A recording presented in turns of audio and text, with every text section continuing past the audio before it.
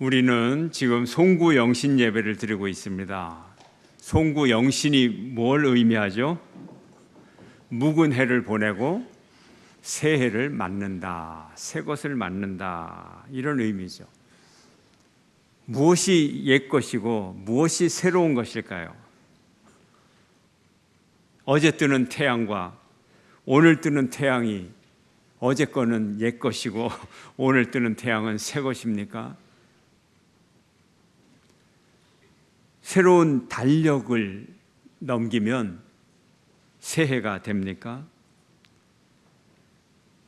또 스마트폰의 일정표를 보면 자동적으로 연도가 바뀌어 있어요. 새 일정표가 뜨면 새해가 되는 겁니까? 하나님이 우리에게 끊임없이 주시는 이 생명이 새로워서 새해가 아닐까요? 또 하나님께서 또다시 우리에게 주시는 삶의 기회들, 이 기회들을 다시 한번 도전할 수 있는 가능성으로 주시는 그 은혜, 여전히 똑같이 반복되는 일상들, 이것이 새로운 것이 아닐까요? 공휴일이 끝나면 출근을 해야 되는데 그 똑같은 출근이지만 하나님이 주신 새로운 기회이기에 이것이 새로운 것 아닐까요? 미국의 루즈벨트 대통령이 지독한 근시였다고 합니다. 그런데 이제 나이를 들면 또 노안이 찾아옵니다. 그래서 항상 2개의 안경을 가지고 다녔습니다. 안경집도 2개의 안경 케이스를 가지고 다녔어요. 독서용, 돋보기, 또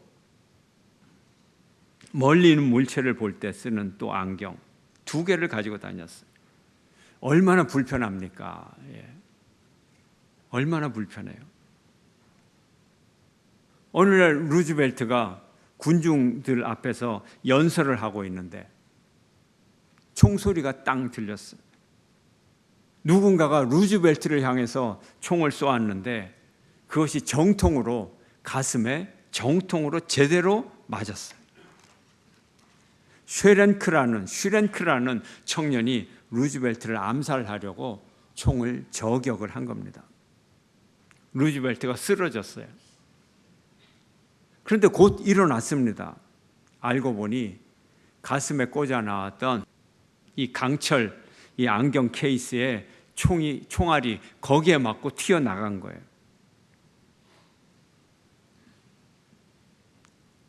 제가 이 예화를 준비하다가 정말 그럴까?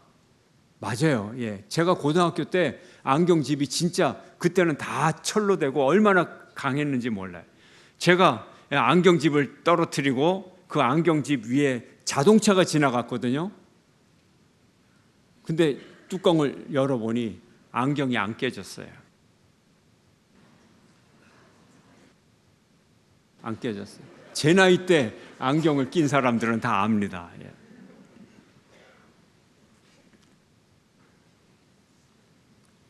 그 총알이 안경집에 맞고 튕겨나간 거예요. 평상시에는 귀찮게 여겼던 하찮은 안경 케이스, 생명을 살린 거죠. 그런데 이 안경 케이스가 어떤 습관에 의해서 어떤 자리에 있느냐, 어떤 질서 속에 있느냐, 여기에 따라서 이게 생명의 은인이 되기도 하고 사람이 죽기도 하는 거예요.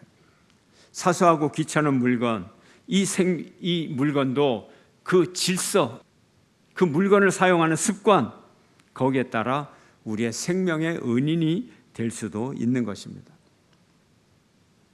오늘 피곤하고 힘들고 스트레스를 주는 직장 생활, 이 피곤한 직장 생활이 우리 가정 생활을 지탱해 주고 있지 않습니까? 가정 경제를 책임지고 있지 않아요?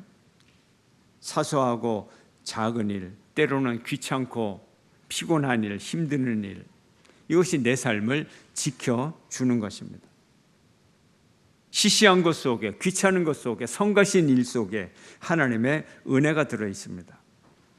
앞으로도 계속될 똑같은 일상들, 이것이 진부한 시간이 아니고 하나님께서 주시는 새로운 기회임을 믿으시기를 축원합니다. 새로운 시간이 무엇입니까? 시간이 새롭다는 것이 무엇입니까? 과거의 질서가 물러가고 새로운 질서가 찾아오는 것입니다. 내 영혼이 과거의 허망한 것을 따랐던 그런 타락한 질서에서 미래에 의미 있는 것을 추구하는 창조적 질서로 옮겨가는 것입니다. 사소한 나의 삶에 이 반복되는 일들, 이런 것들이 새로운 질서를 입게 되면 여기에서 새로운 창조가 시작이 되는 것입니다. 우리는 세상적 질서에서 하나님 나라의 질서로 옮겨가야 됩니다. 욕망 추구의 질서에서 사명 추구의 질서로 옮겨가야 되는 것입니다. 새로운 시간이란 결국 우리 영혼의 새로운 기회, 우리 영혼의 새로운 시도, 새로운 도전, 이것을 의미하는 것입니다. 새로운 기회 속에서 모든 상황과 우리가 가진 자원들을 새롭게 느끼는 것, 이것이 중요합니다. 이것이 옛사람을 벗어버리고 예수 그리스도로 옷 입는 것입니다. 많은 사람들이 새해에 떠오르는 새로운 해를 보겠다고 해돋이 명소에 가서 오늘 밤을 지금 지내고 있습니다. 그런데 해돋이 명소 안 가셔도 됩니다. 여러분들 여기 오신 것이 훨씬 더 큰 축복입니다. 해돋이 명소 휴가 때 가세요. 아무 때나 가도 됩니다. 오늘 떠오르는 태양이나 어제 떠오른 태양이나 내일 떠오를 태양이나 똑같은 거예요. 똑같은 거예요. 떠오르는 시간 1, 2분 차이밖에 안 나는 거예요. 뭐가 새롭습니까, 여러분? 왜 새해에 떠오르는 해는 장엄하게 떠오릅니까? 그것을 바라보는 사람의 마음이 장엄하기 때문에 그래요. 한 해를 시작하는 마음이 장엄하기 때문에 그래요. 우리의 눈이 장엄하기 때문에 태양도, 매일 떠오르는 똑같은 태양도 그날에는 장엄하게 보이는 거예요. 하나님이 시간을 새롭게 하십니다. 창세기 1장 1절은 태초에 하나님이 천지를 창조하시니라. 2절의 말씀, 땅이 혼돈하고 공허하며 흑암이 깊음 위에 있고 하나님의 영은 수면 위에 운행하시니라. 하나님이 이르시되 빛이 있으라 하시니 빛이 있었고, 오늘 본문을 보면 창조 이전에 있었던 것은 혼돈과 공허와 흑암이 있었다고 말합니다. 혼돈과 공허와 흑암을 물리치는 새로운 하나님의 질서가 바로 창조의 질서입니다. 우리의 마음에도 혼돈이 있었습니다. 우리의 마음에도 허무로 가득 차 있고 우리의 마음도 어둠과 암흑으로 가득 차 있습니다. 이때 성령님이 오셔서 우리의 마음속에 새로운 질서를 일으켜 주십니다. 이것이 하나님의 새로운 창조입니다. 이것이 하나님의 창조입니다. 천지를 창조하셨던 하나님, 지금은 무엇을 하고 계시나요? 지금 어디 계시나요? 왜 하나님은 창조의 말씀을 우리에게 말씀하고 계시는가요? 왜 구원의 역사를 우리에게 가르쳐주고 계시는가요? 과거에 이렇게 창조했어, 과거에 구원해서 여기에 끝나는 것인가요? 그럼 하나님은 과거의 하나님, 라떼의 하나님, 그런 하나님이십니까? 아닙니다. 현재도 역사하시고 미래에도 역사하시는 그 역사하심을 믿으라고 과거의 사실을 우리에게 알려주시고 증명해 주시는 것입니다. 2024년도에 하나님이 우리에게 원하시는 말씀이 있습니다. 오늘은 딱 두 가지만 말씀드리려고 합니다. 기억을 하시기를 바랍니다. 1년 내내 기억하시기를 바랍니다. 딱 두 가지예요. 첫째 말씀, 말씀을 열라. 말씀을 열라. 여러분의 성경은 열려 있습니까? 닫혀 있습니까? 인생의 어두운 시간에, 인생의 중요한 시간에 성경을 펼치시기를 바랍니다. 말씀을 열면 빛이 나온다고 합니다. 함께 읽어볼까요? 130절 말씀 함께 시작. 주의 말씀을 열면 빛이 비치어 우둔한 사람들을 깨닫게 하나이다. 여러분의 인생길이 어둡습니까? 여러분의 어두운 인생길을 어떻게 밝히시려고 하십니까? 뭘 열어야 됩니까? 성경을 열어야 됩니다. 그러면 빛이 나옵니다. 내 삶이 어둡습니까? 성경을 여시길 바랍니다. 빛이 나옵니다. 인생의 조명등을 켜시기를 바랍니다. 어두운 길을 가지 마십시오. 인생의 밝은 길을 걸어가십시오. 말씀에서 빛이 나와서 우리의 마음을 밝게 하고 우리의 삶을 밝게 하고 우리의 인생을 밝게 하고 우리가 가야 할 갈 길을 비추어 주십니다. 어거스틴이 영혼의 암흑 속에서 고통당할 때 그가 성경책을 펼치자 빛이 비추어지고 그 빛이 그의 인생을 새롭게 했습니다. 그가 살아왔던 그 죄악의 길, 이 모든 어리석음의 길에서 그가 돌이키는 계기가 되었습니다. 여러분이 방황하고 계십니까? 삶의 길이 어두워서 도무지 어디로 가야 될지 갈 길을 헤매고 계십니까? 말씀을 여시기 바랍니다. 말씀에 빛이 나올 것입니다. 지혜의 광선이 나오고 능력의 광선이 나와서 여러분을 해결해 주실 것입니다. 주여 내 삶의 길을 말씀으로 인도하소서 기도하시기를 바랍니다. 갈 길을 몰라 헤매일 때 말씀을 사모하게 됩니다. 주님의 뜻이 무엇인지 가난한 심령으로 주님의 뜻을 찾을 때, 애통하는 마음으로 갈망할 때 말씀을 여십시오. 내 가야 할 길을 말씀이 가르쳐 주실 것입니다. 주의 말씀은 내 발의 등이요 내 길의 빛이니이다. 말씀을 열면 우리의 인생길을 비춰주는 것입니다. 나의 발걸음을 주의 말씀에 굳게 세우시고 나의 어떤 죄악도 나를 주관하지 못하게 하옵소서. 또 우리는 기도합니다. 주여 말씀으로 나를 치유하소서.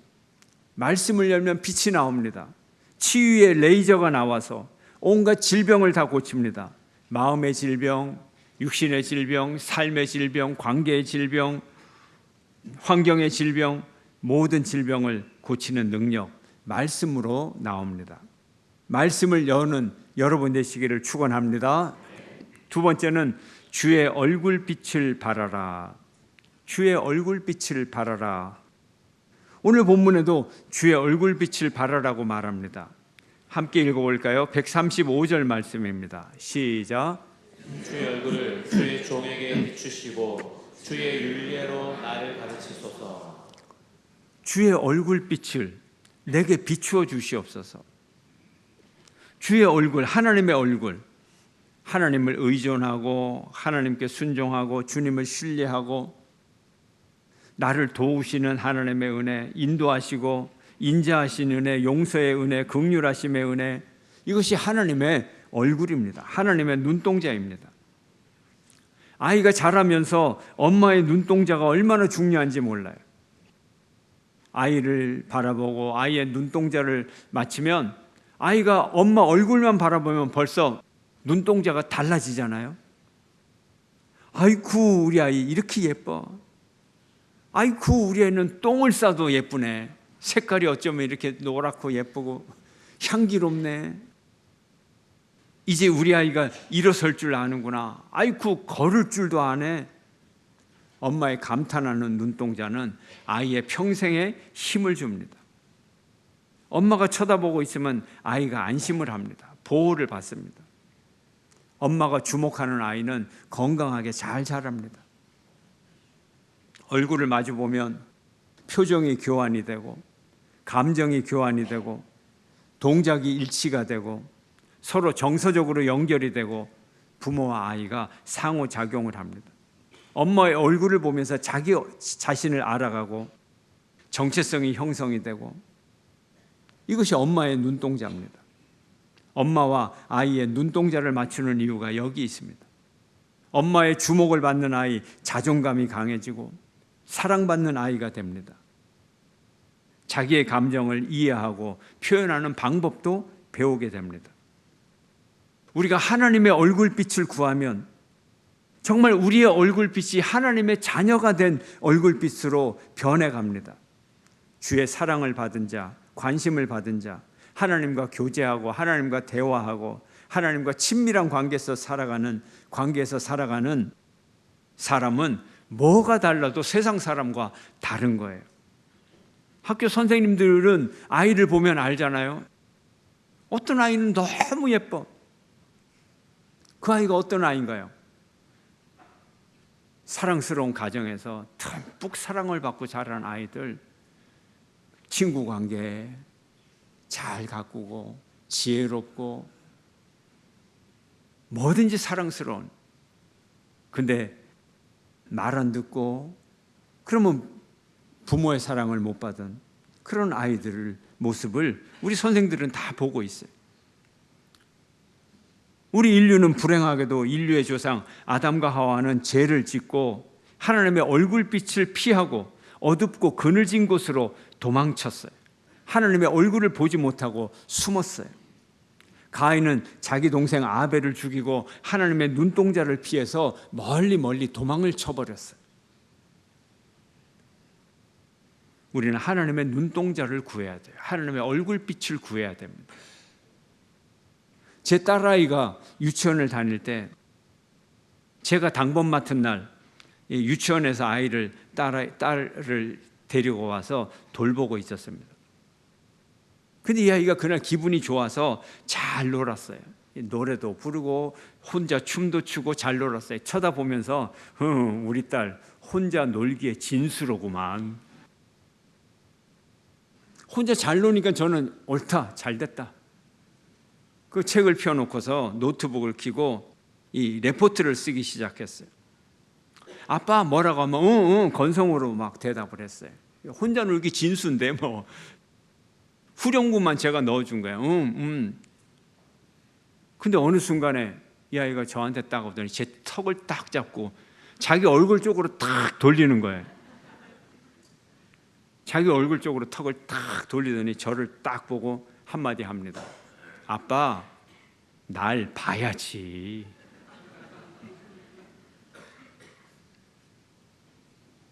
그 한마디가 지금도 기억이 납니다. 그냥 이 아이가 평상시에도 아빠 그러면 제가 이 말이 딱 기억이 나가지고 제 따님을 이제 똑바로 봐야 되는지 안 보고 그냥 응 해야 되는지 이 상황 판단을 합니다. 긴장이 돼요. 바싹 긴장이 돼요. 예. 아이고 우리 따님 이런 생각이 들어요. 아빠 날 봐야지. 그 한마디가 올 한 해 하나님의 얼굴빛이 여러분에게 임하기를 바랍니다. 하나님 날 봐주세요. 하나님 날 봐주세요. 하나님 날 봐주세요. 복된 인생입니다. 능력 있는 인생입니다. 하나님이 보는 인생, 하나님의 얼굴빛을 바라는 인생, 하나님의 은혜가 함께할 줄로 믿습니다. 고린도후서는 이렇게 말합니다. 어두운 데에 빛이라 말씀하셨던 그 하나님께서 예수 그리스도의 얼굴에 있는 하나님의 영광을 아는 빛을 우리 마음에 비추셨느니라. 예수님은 항상 하나님의 얼굴을 보았어요. 낮에는 사람들을 고치고 가르치고 많은 사역을 감당하시고 밤에는 하나님의 얼굴을 바라보았어요.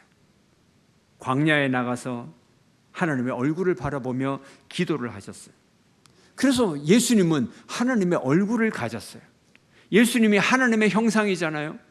오늘 우리도 하나님의 형상으로 창조된 피조물 아닙니까? 우리를 통해서 하나님의 모습이 드러나야 되고 우리의 얼굴이 하나님의 얼굴이 되어야 됩니다. 하나님의 얼굴빛을 받은 자, 하나님의 얼굴을 닮아가게 되어 있습니다. 이제 새해가 우리에게 왔습니다. 이 새해에는 여러분 말씀을 여시기를 바랍니다. 여러분의 성경이 덮여 있지 않기를 바랍니다. 1년 365일 성경이 열려서 그 성경의 빛이, 능력의 빛이 여러분의 인생길을 비추고 인도하시기를 바랍니다. 하나님의 얼굴빛을 구하십시오. 하나님의 얼굴빛이 여러분을 향하여 24시간 365일 있기를 바랍니다. 하나님이 돌보시는 인생, 하나님이 관심을 가지시는 인생, 하나님이 사랑하는 인생, 하나님이 능력으로 지켜주는 인생, 하나님의 눈동자가 항상 우리에게 있다면 우리는 결코 패배할 수 없고, 결코 유혹에 넘어갈 수 없고, 결코 무능력 가운데 빠질 수 없고, 하나님의 은혜와 사랑과 인도하심을 받는 인생을 살아가게 될 것입니다. 우리는 하나님의 특별한 사랑을 받는 자녀들입니다. 하나님이 우리와 함께하고 지키시고 보호하시고 눈동자처럼 지켜주실 것입니다. 2024년 한 해 하나님께서 우리 교회를 주목하기를 원합니다. 100주년 되는 이 한 해에 더 하나님의 눈동자가 이 자리에 임하기를 원합니다. 또 여러분 각자의 삶 가운데 하나님의 눈동자가, 하나님의 얼굴이 임하기를 원합니다. 테레사 수녀가 이런 말을 했습니다. 저는 하나님이 쓰시는 몽당 연필입니다. 몽당 연필, 짧은 연필입니다. 그리고 이 한 문장, 하나님이 쓰시는 몽당 연필입니다. 이 짧은 말 한마디 저에게는 긴 감동을 주었습니다. 몽당 연필 하나가 많은 사람에게 꿈과 희망을 안겨주고 있습니다. 우리가 하나님의 손에 사로잡혀서 하나님께서 말씀을 쓰시는 몽당 연필로 쓰여진다면 우리 인생이 얼마나 행복할까요? 하나님이 이제 비록 짧은 몽당 연필이지만 칼로 잘 다듬어서 이제 이 연필심을 뾰족하게 만들어서 마치 새 것처럼 만들어서 하나님이 이제 이 1월 1일 이 순간부터 우리의 인생을 써내려가기 시작하고, 또 우리의 이 몽당 연필, 우리 삶을 이용해서 교회의 역사를 써가고 여러분의 가정의 역사를 써내려가고 또 이 사회에서 역사를 하나님이 써내려갑니다. 얼마나 아름다운 스토리가 쓰여지게 될까요? 심을 갈고 새롭게 만들어서 새로운 이야기를 하나님은 쓰시기를 원하시는 것입니다. 하나님의 손에 붙들려 쓰여지는 몽당 연필, 그리고 그 몽당 연필을 통하여서 쓰여지는 아름다운 이야기, 2024년도에 이 이야기, 여러분을 통하여 아름다운 이야기가 세상에 쓰여지기를 바랍니다. 하나님께서 그런 이야기를 여러분을 통하여 쓰시기를 바랍니다. 성경을 여십시오. 하나님의 얼굴빛을 바라십시오.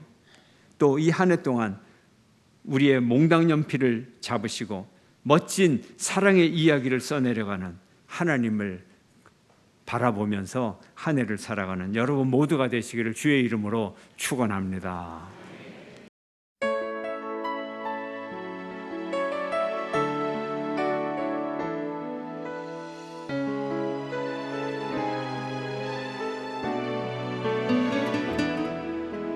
주님 큰 영광 받으소서.